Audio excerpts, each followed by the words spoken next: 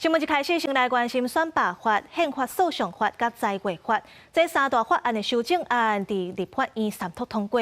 民进党团讲可能会申请释宪，或者是行政院长提出护机，甚至是行政院唔附属、总统唔公布法案等等的方式来阻挡。不过，若安尼是在野党提出倒戈，总统嘛就爱甲国会解散，用极端的方式，干那会互政治的对立变更较严重。 立法院整日伫调野冲突之下，通过选罢法、宪法诉讼法、甲财规法三大法案修法，对此民进党表明会尽一切救济手段可能方式，包括释宪。行政院长提复议案，也阁有立院立委提及行政院长不附属、总统不公布。也毋过破出来是在野党提出倒戈案，也会面临总统解散国会。党团总调郭建民强调，等20日立法院行使大法官人事同意权了后，会陆续开会讨论应用。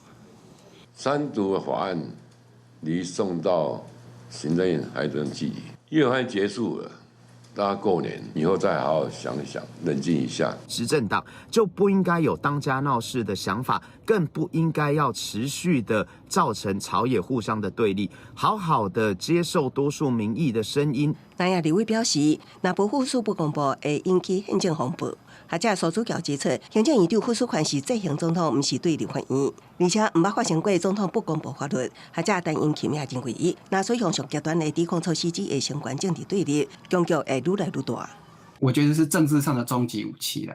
那通常人家这样做，就是说我要跟你收哈，那就变成说，那这个僵局就扩大。我觉得这不是很妥当。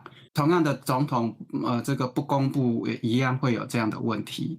比较可行的方法就是申请释宪，也许也可以提起这个法律复决。另外，刷落来还有选罢法加一地限、人人福利法、也强制保护法、建材人事条例、公务人员退休资遣附属法、国土计划法等6项争议法案，条约高达无共识。